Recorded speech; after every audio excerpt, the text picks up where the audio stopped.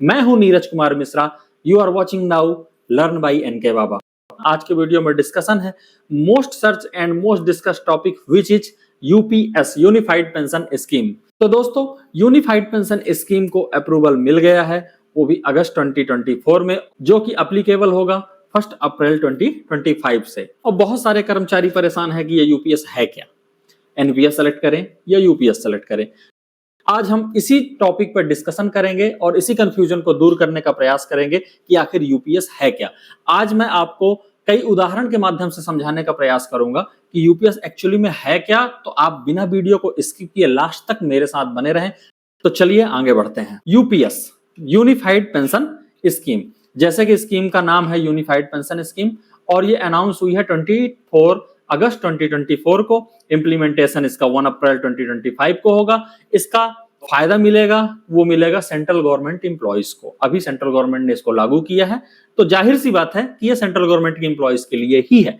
Next topic पे आते हैं, इसका एम्प्लॉय कंट्रीब्यूशन। एम्प्लॉय कंट्रीब्यूशन 10% रहेगा, एज इट इज रहेगा 10% of basic salary and DA, और एम्प्लॉयर कंट्रीब्यूशन होगा 18.5% of basic salary plus DA. Okay, इसका एलिजिबिलिटी की बात अगर करते हैं, फर्स्ट कंडीशन है एलिजिबिलिटी के लिए कि आपकी मिनिमम सर्विस 10 साल होनी चाहिए। दूसरी कंडीशन है who are covered under NPS, मतलब एनपीएस वालों को ही यह स्कीम मिलेगी। हालांकि आप लोगों को भी पता है कि ओपीएस वाले इस स्कीम को लेना चाहेंगे नहीं, खैर ये सब बात की बातें हैं। तो अभी गवर्नमेंट ने एनपीएस वालों के लिए ये स्कीम रखी हुई है। दूसरी बात अपन आते हैं, और कौन इसको ले सकता है। तो जिस भी व्यक्ति ने एनपीएस में रहते हुए वीआरएस लिया हुआ है वो भी इस योजना का लाभ ले सकता है। तो चलिए दोस्तों, अब यूनिफाइड पेंशन स्कीम की नेक्स्ट फीचर्स के बारे में बात करते हैं, जो कि बहुत ही इंपॉर्टेंट है और जिसके बेस पे गवर्नमेंट ने इस प्लान को लॉन्च किया है, वो है एश्योर्ड पेंशन। अभी तक आप एनपीएस में देखते थे कि एश्योर्ड पेंशन की कोई भी गारंटी नहीं थी, तो गवर्नमेंट ने इस स्कीम में मोस्ट इंपॉर्टेंट ऐड किया है, वह है assured pension. The scheme provides an assured pension of 50% of the average basic pay drawn over the last 12 months before retirement। जी हाँ दोस्तों, लेकिन अभी रुकिए, ऐसा नहीं है एश्योर्ड पेंशन है आप लोगों ने सोचा ठीक, ये एश्योर्ड पेंशन सबको नहीं मिलेगी।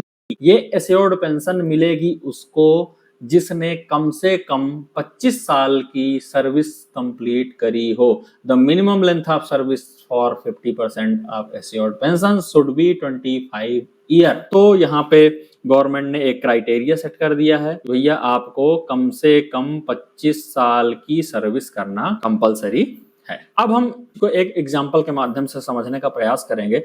If any employ has an average basic salary of 70,000 over the last 12 month and has completed 25 year of service, तो सीधी सी बात है कि भैया आपका 70,000 रुपए सैलरी है, आपने 25 साल कंप्लीट किया है, तो आपके 12 महीने की जो सैलरी होगी वो होगी 70,000 इंटू 12 मंथ अपॉन, ठीक है। तो एवरेज आपका आ जाएगा 70,000। अब इसके बाद 70,000 का 50%, तो 50% क्या हो जाएगा इसका 35,000। ओके, तो the assured pension will B 35,000 rupees per month हो जाएगा। ये मैंने एग्जांपल के माध्यम से समझाने का प्रयास किया है। Next, if any employee received basic salary of 70,000 in 5 months, ठीक है, और उसका कोई डीए हाइक हो जाता है या कोई इंक्रीमेंट लग जाता है, तो वह 5 महीने पा रहा है 70,000 रुपए और बचे हुए 7 महीने पा रहा है 80,000, तो उस व्यक्ति का पेंशन कैसे डिसाइड किया जाएगा। Then assured pension will be 70,000 into 5, 80,000 into 7, इन दोनों को जोड़ के इसका एवरेज निकाला जाएगा, वो आएगा 75,832 रुपीज, और इसका 50% कर दिया जाएगा, वो आएगा आपका 37,917, 50% ऑफ 75,833। ये दूसरी कंडीशन है। अब इसके बाद आते हैं अपन नेक्स्ट कंडीशन पे।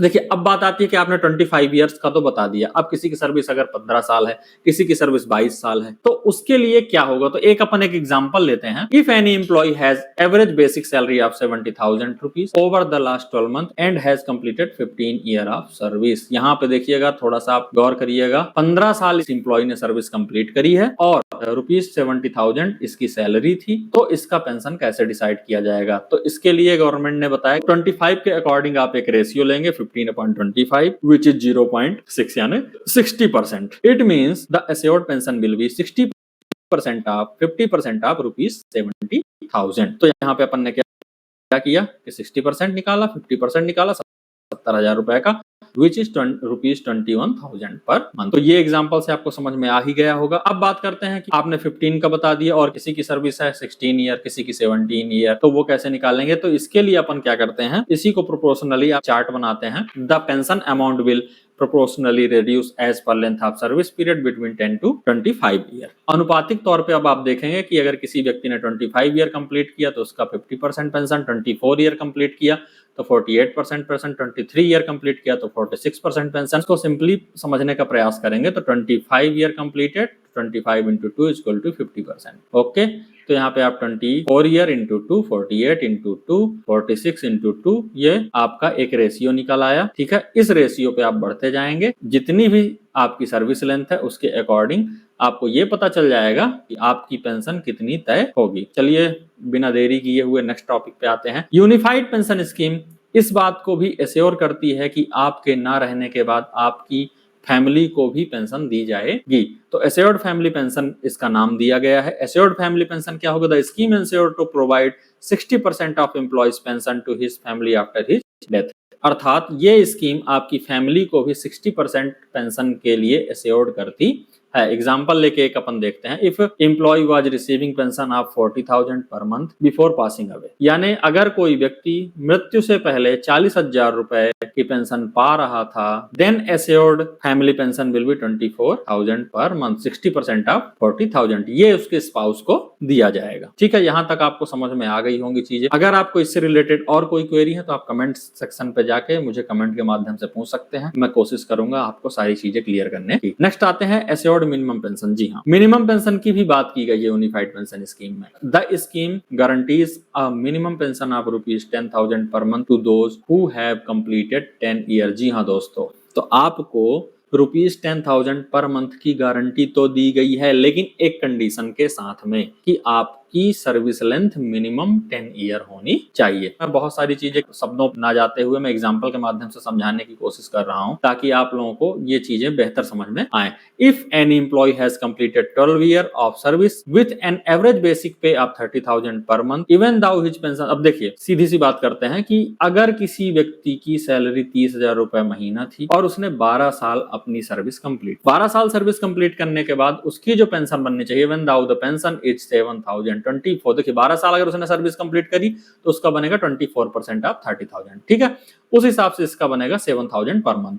But the employee will receive the assured minimum pension of ₹10,000 per month as it is higher। ये इसका बहुत अच्छा फीचर है कि अगर कोई भी व्यक्ति 10,000 रुपए से कम पेंशन पा रहा है तो उसको 10,000 रुपए पेंशन के तौर पे दिया जाएगा। इसमें कोई बहुत ज्यादा समझाने जैसी बात नहीं है। अपन आगे बढ़ते हैं। नेक्स्ट अपन चलते हैं DA relief as per inflation index. All pension, चाहे वो एश्योर्ड पेंशन हो, फैमिली एश्योर्ड पेंशन या मिनिमम पेंशन हो, are index to inflation using AICPIW all India consumer price index for industrial worker. इसके हिसाब से सभी पेंशनर्स को डियरनेस रिलीफ दी जाएगी। ये भी हो गया इसका एक फीचर। चलिए अब नेक्स्ट आते हैं लमसम पेमेंट। ये थोड़ा सा इंपॉर्टेंट है, इसको गौर से आप देखेंगे क्योंकि जब आप रिटायर होते हैं तो आपको एक लमसम पेमेंट दिया जाता है, ग्रेजुटी दी जाती है और उसके बाद फिर आपकी पेंशन चालू कर दी जाती है। तो यहाँ पे गवर्नमेंट ने बात करी है लमसम पेमेंट की। Retirees will receive lump sum payment at superannuation in addition to gratuity. ठीक है, तो ग्रेजुटी के अलावा रिटायरमेंट के समय पे आपको दिया जाएगा 1/10 of monthly emoluments pay plus DA as on the date of superannuation for every completed 6 month of service। यहाँ पे जो लमसम पेमेंट की बात की जा रही है तो इसकी भाषा पे ना जाते हुए अपन एक सिंपल से एक एग्जांपल लेते हैं और एग्जांपल के माध्यम से आपको समझा देते हैं। If any employee has monthly emolument of ₹50,000, ये इंक्लूडिंग DA की बात हो रही है, and his service length is 30 years। यदि कोई व्यक्ति 50,000 रुपए महीना पा रहा है सैलरी के तौर पे DA मिला करके और उसने 30 साल की सर्विस कंप्लीट करी है तो उसका लमसम पेमेंट क्या होगा? ये रिटायरमेंट के टाइम पे आपको मिलेगा 1/10 ऑफ ₹50,000 इंटू 30 इंटू 2। 30 इंटू 2 इसलिए किया गया क्योंकि एवरी 6 मंथ में इसका कैलकुलेशन किया गया, यानी साल में 2 बार। तो 30 साल हुए, 30 साल में 2 बार कैलकुलेशन हुआ तो इसका मतलब 60 बार यानी 60 टाइम्स इसका कैलकुलेशन किया जाएगा। तो इसका 1/10 आया 5,000 एंड 30 इंटू 2 60, तो ₹3 लाख एम्प्लॉय को लमसम अमाउंट दिया जाएगा। It means employee receive ₹3 lakh in addition to their assured pension and gratuity और पेंशन के अतिरिक्त आपको 3 लाख रुपए एडिशनल दिया जाएगा। हालांकि ये बहुत ही कम अमाउंट है ओपीएस के तुलना में देखा जाए तो। अगर आप लोगों को तुलनात्मक वीडियो चाहिए होगा तो आप मुझे कमेंट करके बताएंगे तो मैं उसका भी एक वीडियो बना दूंगा। अभी हमने यूपीएस के फीचर्स के बारे में जाना, अब बात आती है कि भैया यूपीएस में रहें या एनपीएस में रहें। जी हाँ दोस्तों, तो आपको गवर्नमेंट ने शिफ्टिंग का ऑप्शन दे रखा है, आप कभी भी एनपीएस से यूपीएस में शिफ्ट हो सकते हैं। If still in service, no time limit, shift any time before retirement, if already retired they can switch and will get arrear with interest. तो अगर आप सर्विस में हैं तो आप कभी भी रिटायरमेंट से पहले इसमें स्विच कर सकते हैं। हाँ, लेकिन once in whole service period, आप पूरी सर्विस में सिर्फ एक बार ही एनपीएस टू यूपीएस जा सकते हैं। ठीक है, इसके बाद अगर कोई रिटायर हो चुका है वो भी अपने आप को शिफ्ट कर सकता है यूपीएस में, और उसके पेंशन के बीच का जो भी डिफरेंस बनेगा वो एरियस के तौर पे उसको विथ इंटरेस्ट दिया जाएगा। तो दोस्तों अब बात करते हैं कि UPS scheme will reviewed every 3 year. देखिए, जब कभी भी कोई स्कीम लागू होती है, जब तक वह स्कीम इंप्लीमेंट नहीं की जाती तब तक उसके बारे में ये नहीं पता चलता कि इस स्कीम में क्या क्या खामियां हैं, क्या क्या अच्छाइयां हैं। गवर्नमेंट ने ये डिसाइड किया है कि हम हर 3 साल में इस स्कीम का रिव्यू करेंगे, और रिव्यू करने के बाद इसमें जो जो खामियां पाई जाएंगी उन खामियों को दूर करने का प्रयास करेंगे। तो दोस्तों आशा करता हूं कि आपको मेरी वीडियो में दी गई इंफॉर्मेशन समझ में आई होगी। ऐसी ही कुछ इंफॉर्मेशन जानने के लिए आप मेरे वीडियोस को लाइक करें, मेरे चैनल को सब्सक्राइब करें, साथ ही बेल आइकन दबाना मत भूलिएगा ताकि जो भी अपडेट हो वो आप तक सीधे पहुंच सके। थैंक यू, जय हिंद।